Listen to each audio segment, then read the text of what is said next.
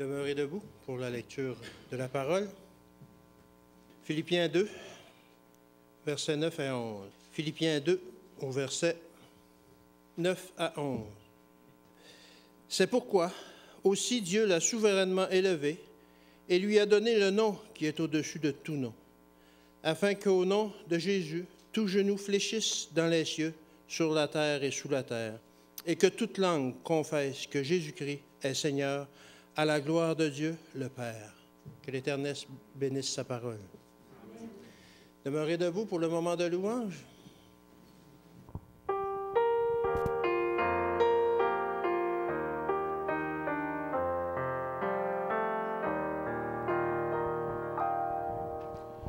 C'est Jésus quand je chante, c'est le seul à mon chemin, qui vient prendre ma main, me frêle dans sa forte main.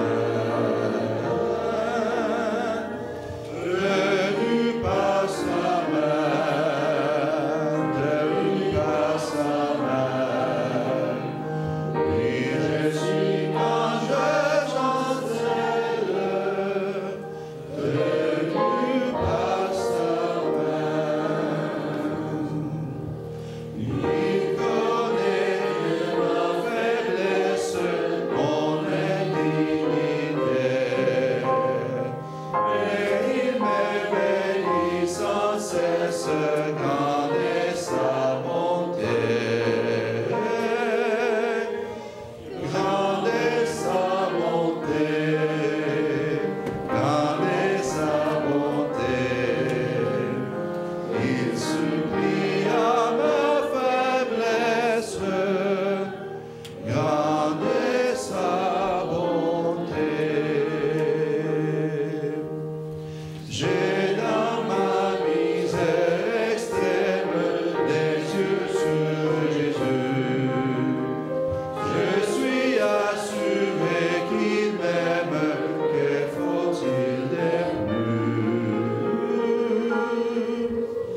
Les yeux sur Jésus, les yeux sur Jésus, l'or son amour suprême, que faut-il de plus?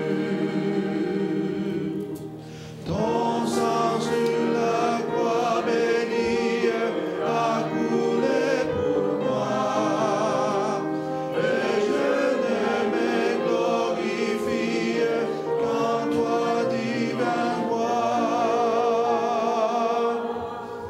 Oui, Seigneur, qu'en toi, oui, Seigneur, qu'en toi, que je le salue la vie. Oh Jésus, mon roi.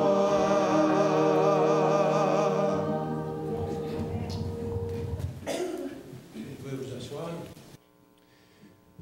Je vous prie d'accueillir notre frère Yves Bergeron, qui est venu de l'église de Sherbrooke ce matin, malgré la température. Bonjour à tous. Il m'a fait plaisir d'être ici ce matin, malgré le beau soleil qui est derrière ces nuages et ces petits flocons. Salutations de la part de l'église de Sherbrooke. Pour débuter, je vous inviterai à incliner la tête pour une courte prière. Éternel, on veut te remercier pour cette opportunité que tu nous accordes d'étudier ta parole. Je te demande de bien vouloir envoyer ton Esprit Saint sur moi d'une façon spécifique et, Seigneur, faire en sorte que je puisse délivrer le message d'une façon claire et selon ta volonté. Merci pour la grâce que tu vas nous accorder en Jésus. Amen. Qui ici n'est pas fier de son nom? Si je demande à mon frère en arrière, comment tu t'appelles? Est-ce que tu es fier de ton nom? OK. Comment tu t'appelles? Carlos Medel. Est-ce que tu es fier de ton nom? Absolument oui. OK. Jean-Guy, tu peux te nommer? Jean, je vais demander, je suis fier de mon nom, mais je te vous remets, je dois dire que des fois, je suis moins fier de l'homme qui le porte. C'est bon. Amen, le message est terminé. Ça résume en gros ce qu'on va parler ce matin. OK. On a tous du respect pour notre nom. Quoi qu'on ait pu faire, notre nom, on le respecte, chacun à notre façon, avec des fois une certaine orgueil qui ne devrait peut-être pas être là, mais on a quand même beaucoup de respect pour notre nom. On nous dit qu'un nom, ça sert à désigner quelqu'un ou quelque chose. Mais lorsqu'on parle d'un nom de personne, lorsqu'on parle d'un autre nom, ça sert à désigner quelqu'un. Et on a tous une idée en tête d'un nom de quelqu'un qui, quoi qu'il ait fait, on dirait que ça va toujours nous rester... il y a des images qui restent de certaines personnes. On va entendre un certain nom, puis on va dire, cette personne-là, ça me rappelle telle chose. Même si cette personne-là a changé tout au cours de sa vie, il y a des choses qui nous restent marquées. Exceptionnellement, au Québec, c'est toujours l'exception de la règle. Hein? On marie des personnes de même sexe. On fait beaucoup de choses différentes d'ailleurs. Et exceptionnellement, au Québec, les enfants ne portent pas toujours les noms du père. Partout dans le monde, les enfants portent le nom du père, mais exceptionnellement au Québec, c'est pas ça. Et il y a quelques années, une personne qui ne portait pas le nom de son père, quand je dis quelques années, je retarde dans mon enfance et peut-être même davantage. Une personne qui portait le nom de sa mère, c'était quelqu'un qui était considéré comme presque un bâtard, quelqu'un qui était rejet, puisqu'il n'y avait pas le nom de son père, ou on ne connaissait pas son père, ou c'était un accident de parcours qui était arrivé.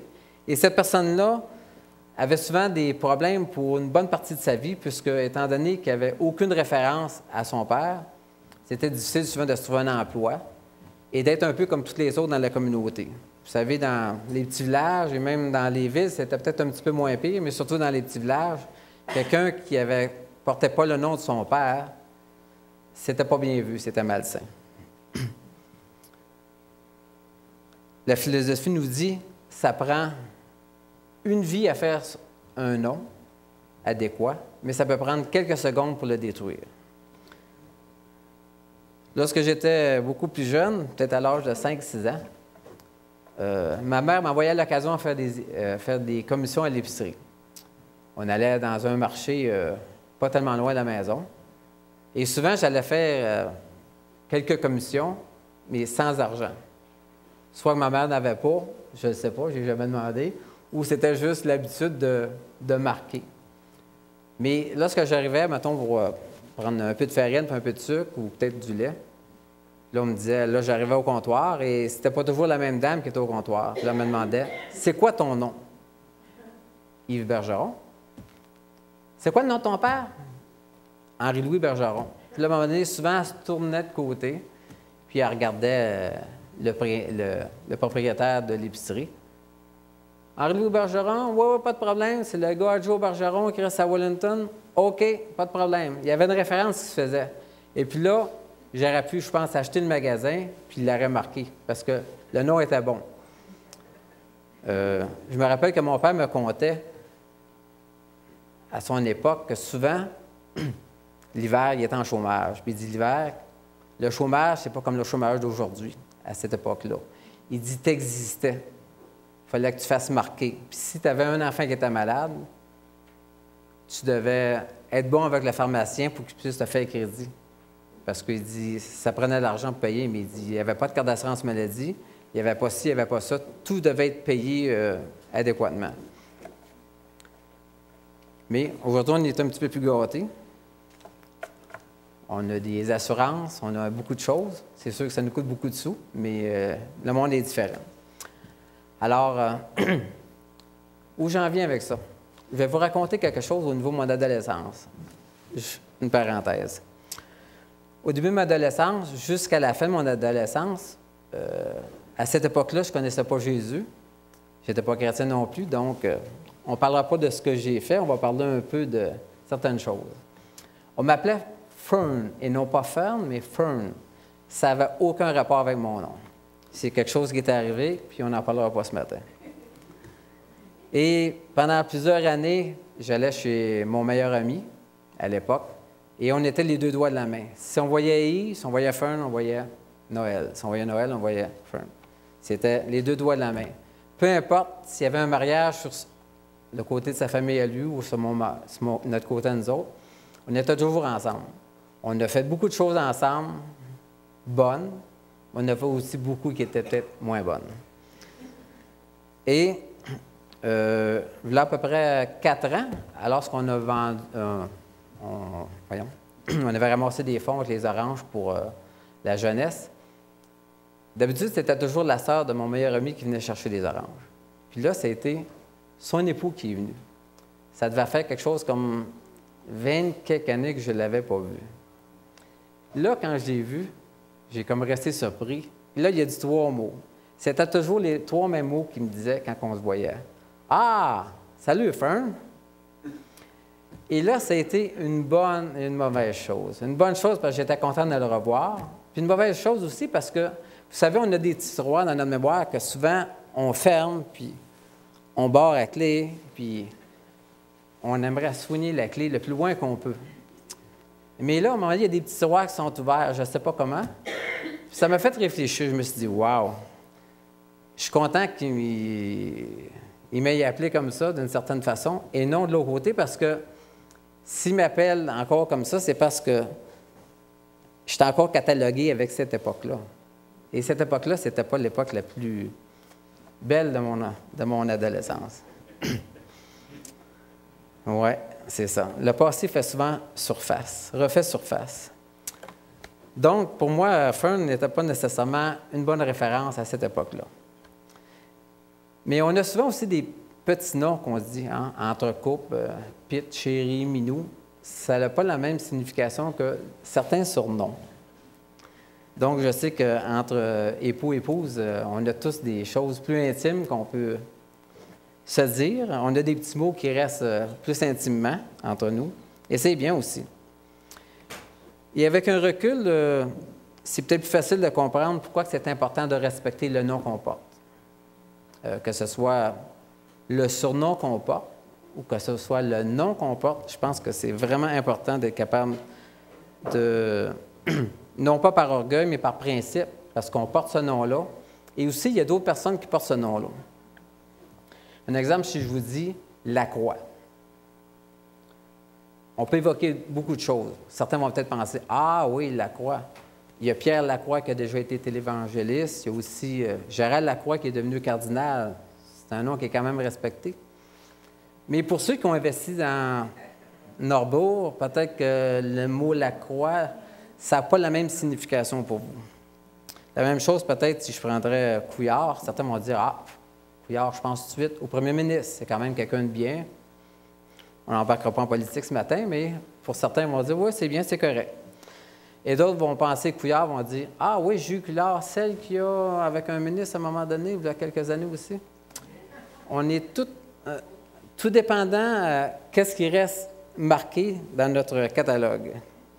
Si je vous parle de Escobar, certains vont penser tout de suite, oui, Pablo Escobar, le grand parrain de la drogue qu'il y avait eu en Colombie il y a déjà quelques années. Et d'autres, peut-être vont penser, vous en connaissez-vous des gens qui s'appellent Escobar? Moi, Carlos, tu en connais un? Comment il s'appelle? Tu te rappelles? Oui? Ruben? OK. Donc, pour certains, ils pourraient penser ce serait plutôt Ruben, un ami de l'Église. Il y a des noms qui ont changé avec le temps. Un exemple, Jacob a eu une grosse famille.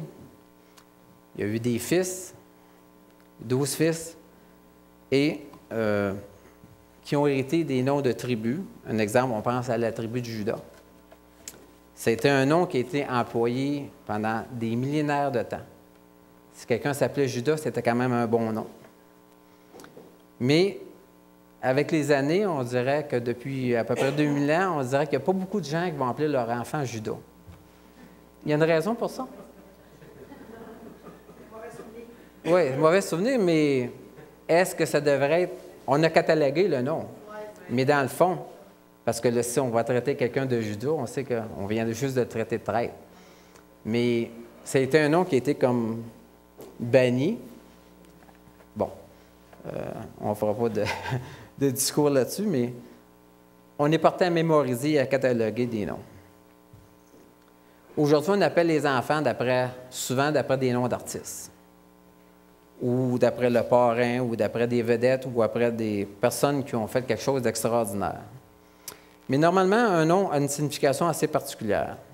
Si je parle du nom de famille, c'est un exemple, si on parlera des rois, ceux qui portent le nom de roi, leurs antécédents viennent parce qu'ils ont été soit des fils ou des filles de rois, et etc., etc. La lignée continue dans ce genre-là. Si je vous parle des boulangers, ben, sûrement que leurs pères ont descendu. Leur père descendait, ou leurs grands-parents étaient des boulangers, ils étaient les fils du boulanger, ils se sont retrouvés dits de boulanger, etc., etc., etc. Si je vous parle de boucher, c'est la même chose aussi. Si je vous parle de bergeron, personne ne le sait. Juste un petit... bergeron, ça vient de... La signification est petit berger. Oui. Petit berger, oui, c'est ça. Et en allemand, les 4 premières lettres, c'est Berg, B-E-R-G, qui signifie montagne. Alors, je ne sais pas si ça avait un rapport avec berger de montagne ou quoi que ce soit, là. Et il y a une autre signification aussi au mot bergeron, parce que c'est un nom et c'est aussi un attribut pour un objet. On a dit que c'est un vêtement que portaient les ouvriers qui travaillaient spécifiquement dans les ports de bateaux. Alors, je ne sais pas c'est quoi le rapport, là, mais c'est cela. Juste une petite histoire courte. Dans la parole de Dieu, on nous dit que... Bien, pas on nous dit, mais on voit avec... lorsqu'on gratte la parole, que c'est important de savoir d'où on vient, et un nom a une importance des plus spécifiques. Si nous irions dans Matthieu 1, au chapitre 17, Matthieu 1, les 17 premiers versets, nous avons la généalogie de Jésus. On ne lira pas ça ce matin parce que c'est quand même assez long, assez complexe, mais juste pour vous mettre dans l'histoire que c'est important de prouver que la généalogie de Jésus, qui venait vraiment d'Abraham jusqu'à David, de David jusqu'à la déportation, de la déportation jusqu'à Jésus, que Jésus était vraiment de la descendance, pour prouver la lignée d'Abraham. En hébreu, Jésus veut dire « sauver » ou « sauveur ». Et le plus beau nom qui est Emmanuel veut dire « Dieu avec nous ». Maintenant, je vous invite à ouvrir vos Bibles dans Daniel, chapitre 1.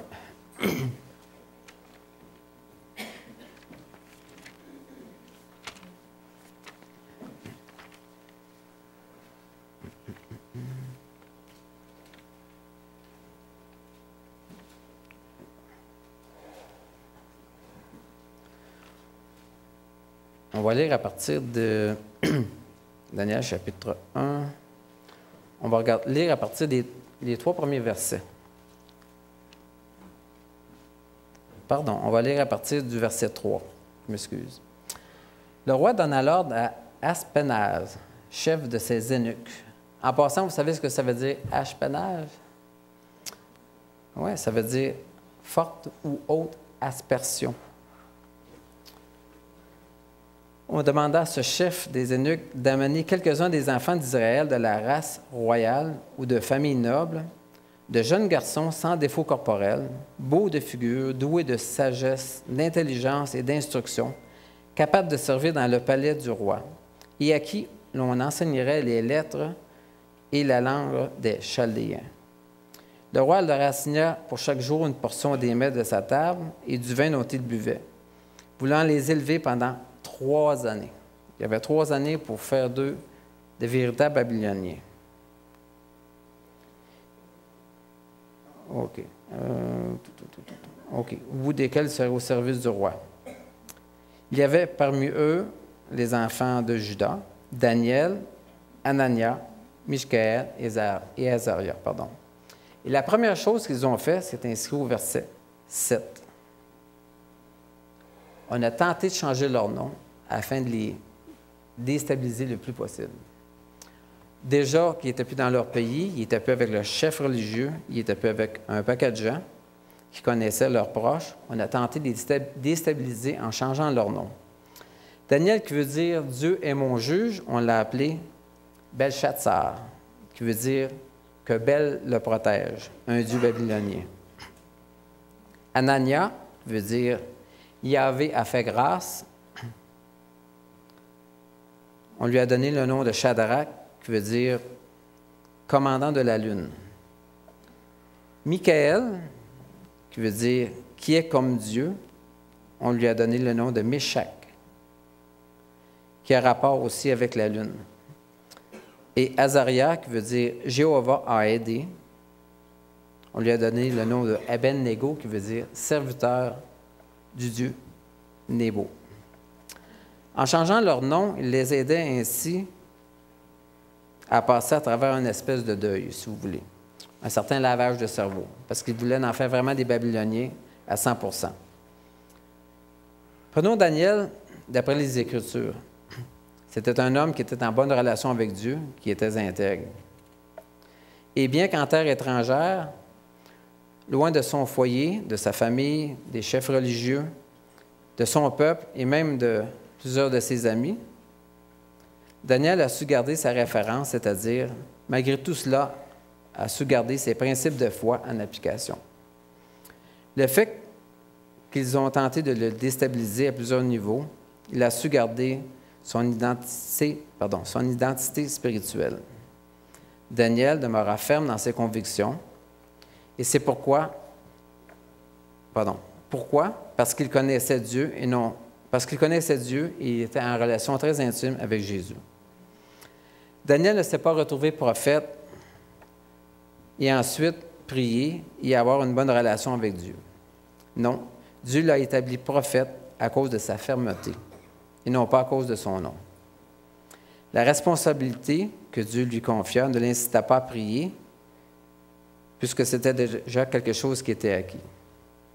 Et j'aimerais vous donner un exemple d'un des fondateurs du méthodisme, John Wesley, qui a parcouru un chemin assez des plus spéciaux. On nous dit qu'en 1727, après avoir étudié pendant plusieurs années à l'université de Oxford,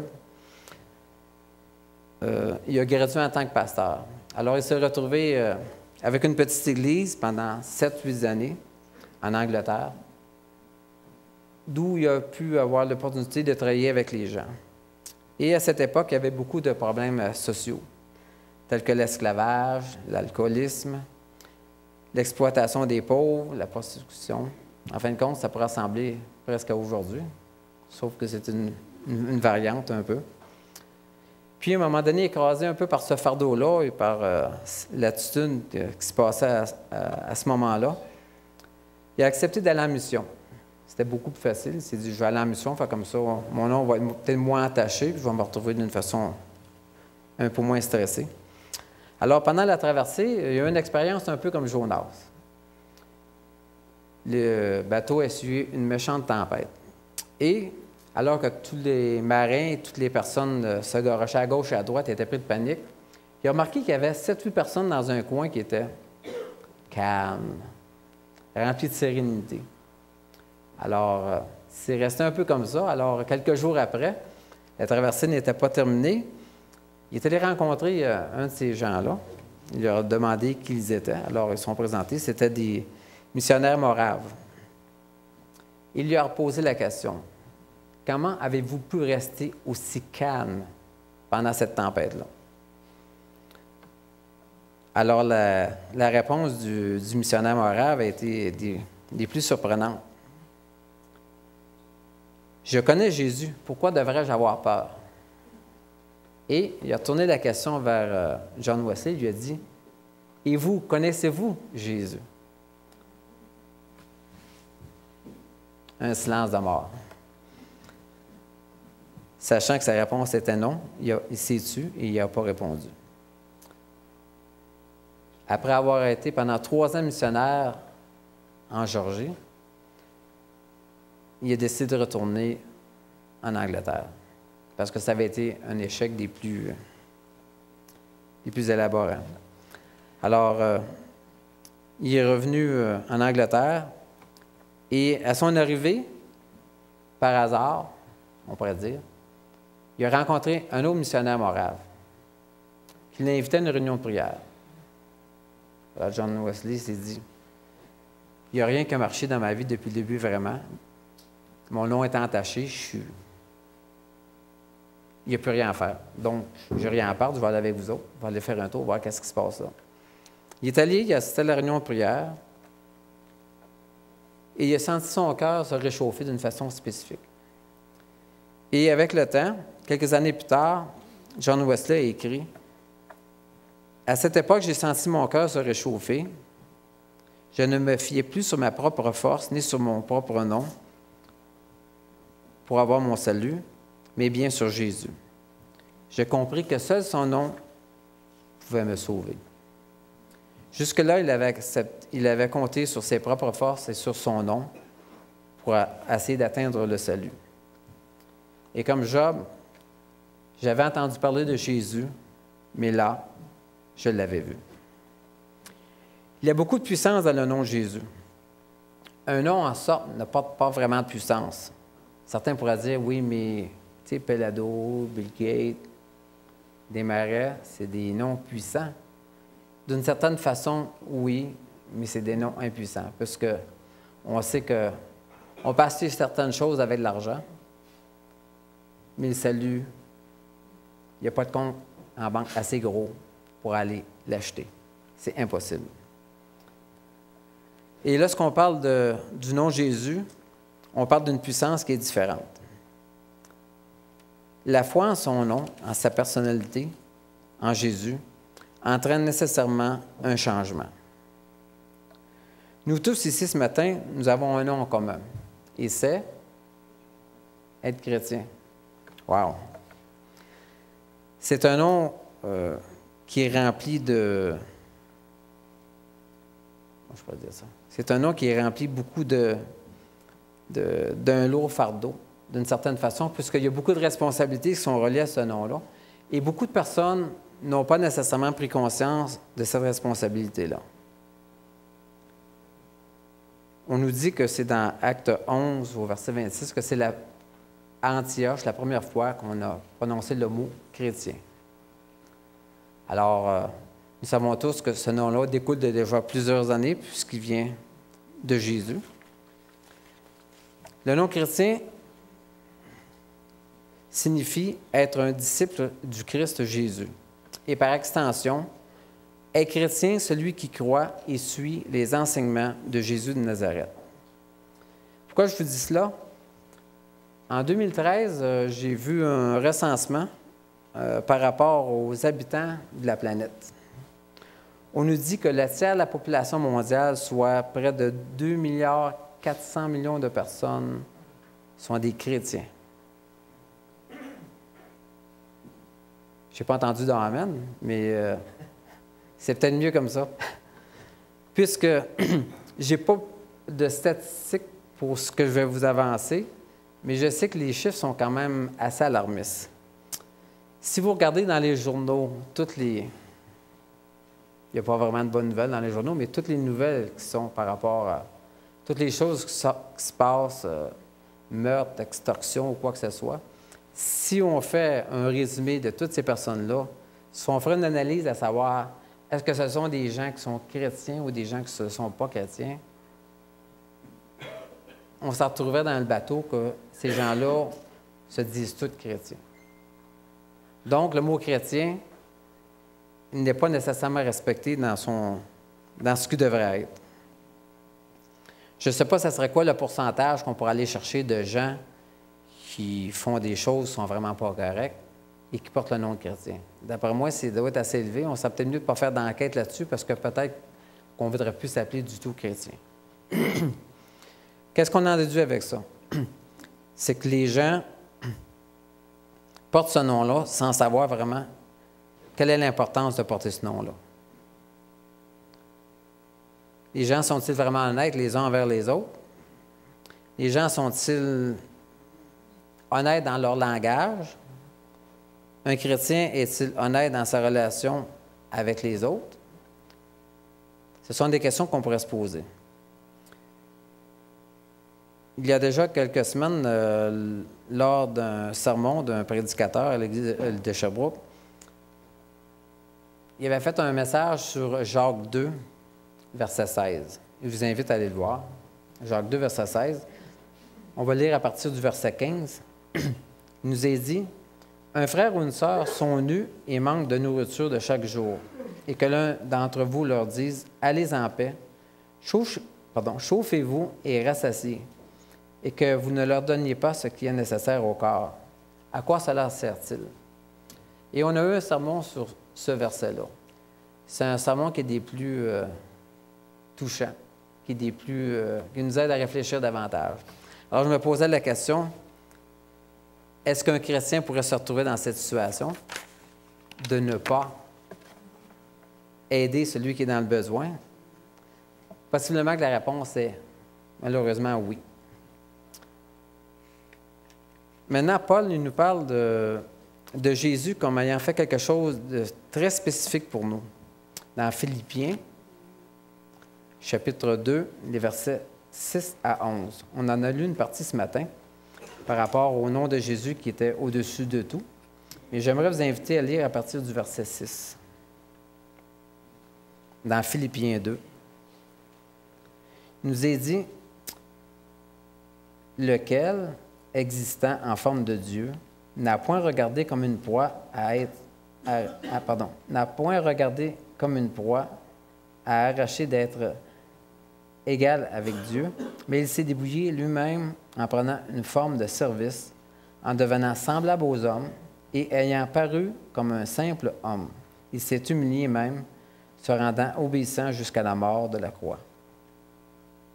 C'est pourquoi aussi Dieu l'a souverainement élevé et lui a donné le nom qui est au-dessus de tout nom, afin qu'au nom de Jésus, tout genou fléchisse dans les cieux, sur la terre, sous la terre, et que toute langue confesse que Jésus-Christ est Seigneur à la gloire de Dieu, le Père. » Paul a souvent une façon spéciale d'expliquer ce qu'il veut dire, ce qu'il veut exprimer. Et j'ai souvent un peu de misère, des fois, à être capable de saisir ce qu'il veut apporter, parce que je trouve qu'il parle un peu avec des mots comme trop dispendieux. Il y a une façon de parler que c'est pas Yves Bergeron qui parle. J'aurais pas été capable d'expliquer ça de cette façon-là. Je ne me comprendrais pas là-dedans. Mais Paul a quand même quelque chose de spécifique à apporter par rapport à ces versets-là. Et ce qu'il a dit, c'est ce que Jésus a fait pour nous. Mais si vous faites juste feuilleter les quelques versets avant, on va toujours rester dans Philippiens 2. On va les lire à partir du verset 2. On va comprendre pourquoi Paul nous parle de cette chose-là. Et la première phrase que Paul va entreprendre va dire « Rendez ma joie parfaite. Ayez un même sentiment, ayez un même amour, ayez une même âme, ayez une même pensée.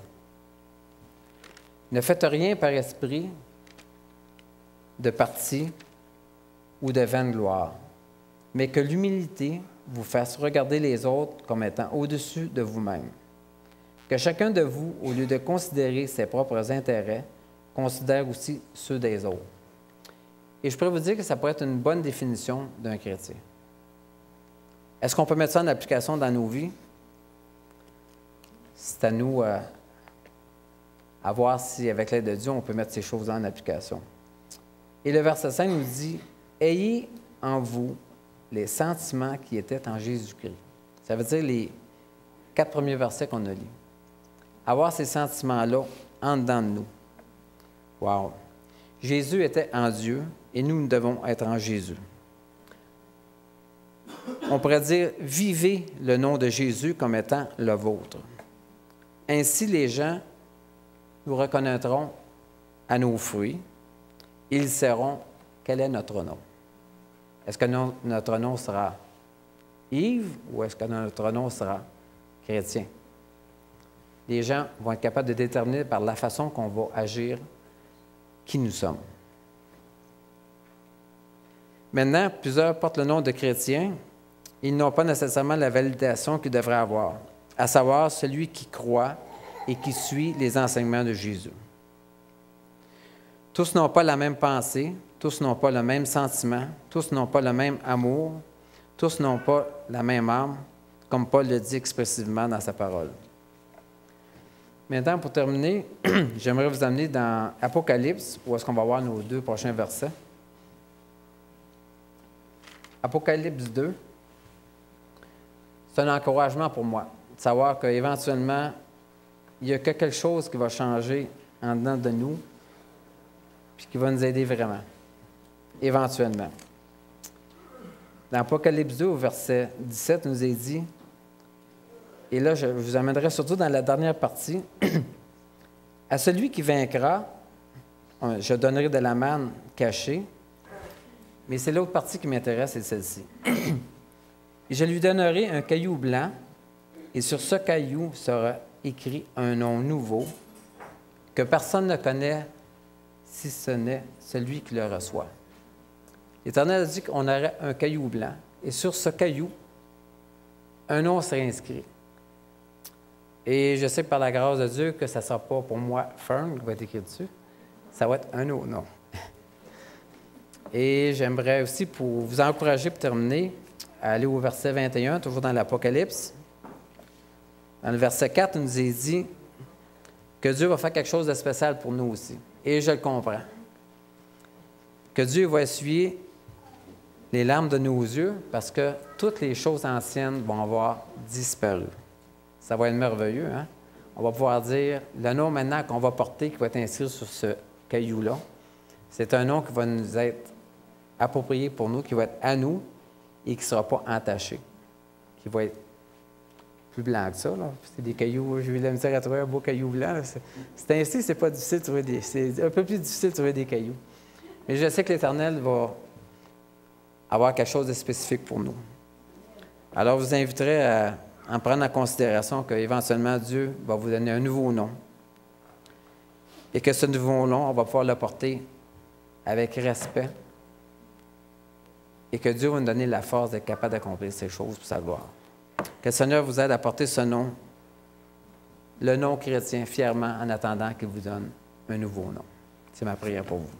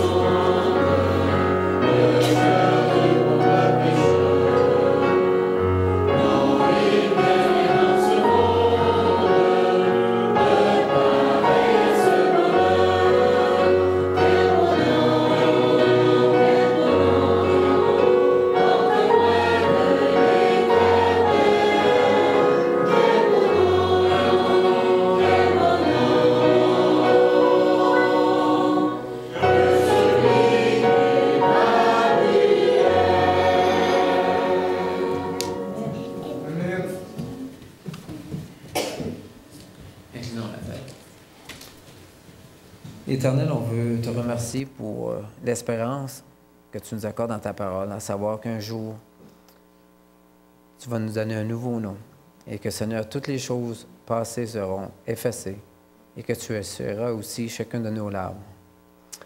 Puisses-tu nous aider au cours de cette semaine et jusqu'à ton retour, de nous aider à porter fièrement, Seigneur, à vivre fièrement ton nom. Et qu'ainsi, Seigneur, les gens pourront savoir que nous t'aimons, que nous te suivons, et qu'ainsi ils voudront, par le fait même, voir te suivre eux aussi. Puisses-tu nous bénir au cours de cette semaine et nous préparer pour ton retour, car c'est en Jésus qu'on te demande cette grâce. Amen.